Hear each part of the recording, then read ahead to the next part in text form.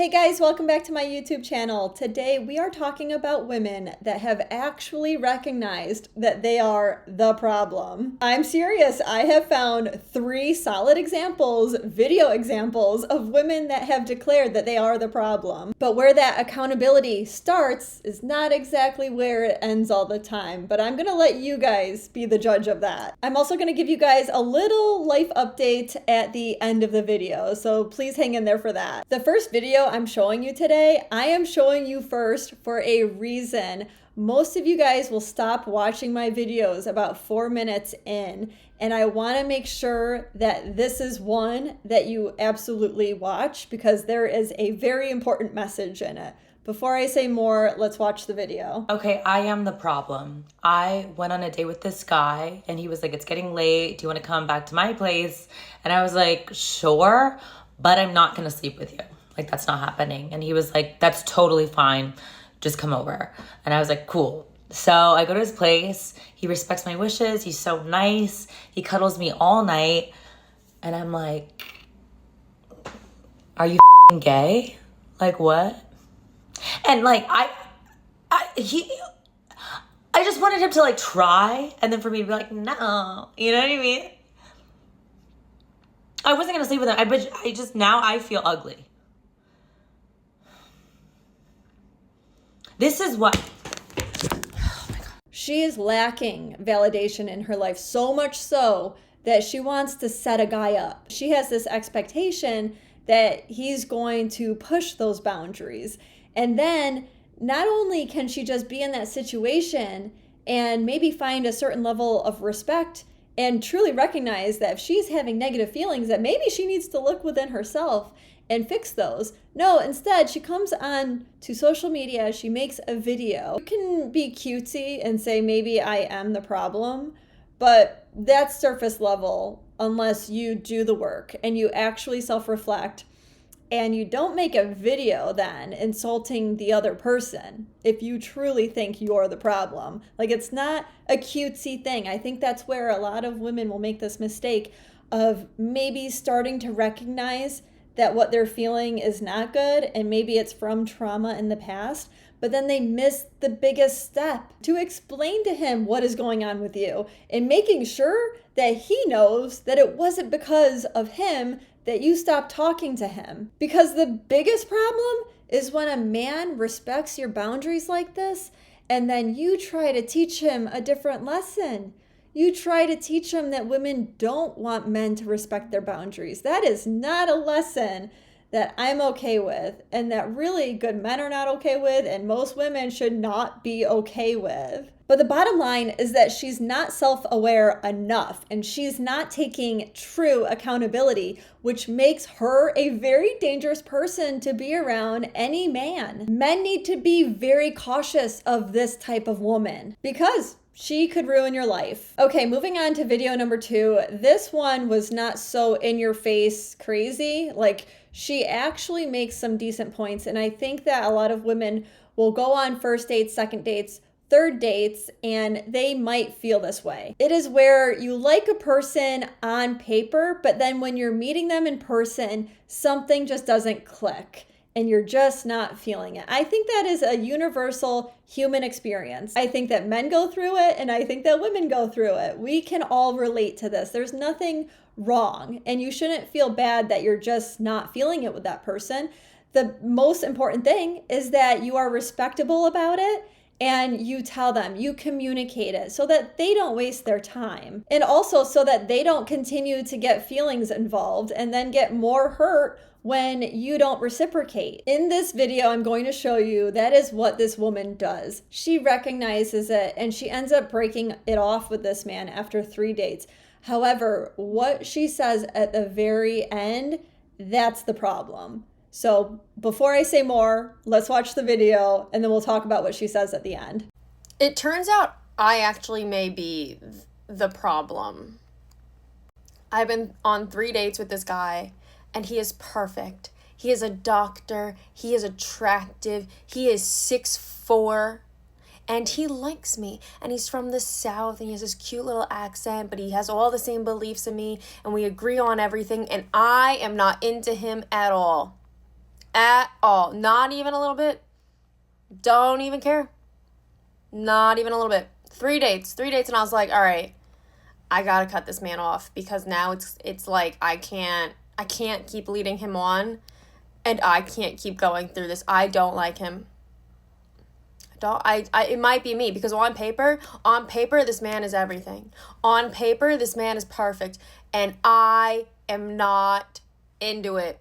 I'm just not. He's too nice. I don't know. I don't know.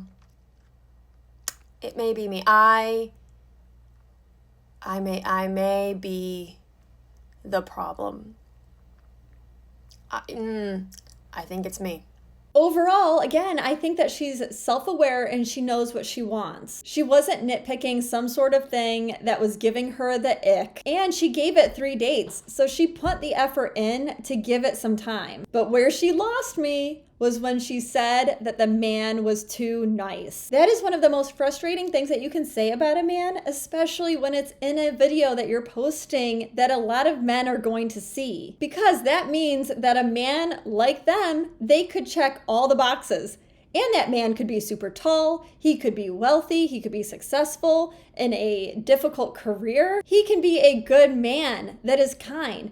But if he's too nice, he's not going to get the girl. There is a large debate out there as to what it means to be too nice. I think that verbiage is still really toxic because it can be confusing, especially for people that are not in this kind of universe that like I am in, where I'm constantly talking about relationships and dating and terminology, like from a uncensored ear, that maybe it's a man that's coming into the dating world and he's just kind of in his early stages, he's in his 20s, and he's hearing from women that he is too nice. He's not going to know what exactly they mean. So I think it really falls into the woman's responsibility from the very beginning to label and term things the correct way in what they actually mean. What I mean by that is, instead of a woman saying, oh, this guy is too nice, this guy doesn't hold his boundaries. He's a little bit too much of a pushover. He cares more about what other people think rather than what he thinks or what the closest people to him think. Okay, I think that's okay. That is a valid reason for a woman to become less attracted to the man that's in front of her. But let's not forget that there are some women out there that are not the healthiest, and they absolutely mean that they don't like a kind man, or they see kindness as being a pushover, and that's not right. The most strong and powerful, confident leaders are kind. So women need to communicate that difference, because oftentimes these men, they are just being kind and they're getting labeled as too nice. It's not the same thing, and I think that there needs to be clarity on this. And I bet you anything in this situation, I bet you that man, I just have a feeling, I bet you that man was just being kind, because no man that is a complete pushover or doesn't have boundaries does he become successful as she was describing this man as. If you guys have a different opinion, please let me know in the comments. Also, please let me know your experience with this. Have you ever been called too nice? And what do you think a woman actually means most of the time when she says this? Do you think that she's toxic and she just doesn't like kindness because she wants to be treated poorly? Or do you think that she just wants a man that holds his boundaries and isn't a pushover? I'm going to be interested to know what you think in the comments. I might even make a poll about this in the description of this video. I think there's a way of me doing that. So look for that. If it's there, I figured it out. It's my first time doing that. So please vote. The third and final video is a woman talking in her car about the man that she's been dating. And I guess he poses a question to her about, is she going to ever pay for a date? Is she ever going to pay for dinner? And this is her response. So y'all, tell me, was I tripping or not? Many years ago, I used to date this guy. He had his own place. I had my own place. He paid his own bills. I paid my own bills. Everything was cool, in my opinion. So we used to meet up and have dinner. He would always pay.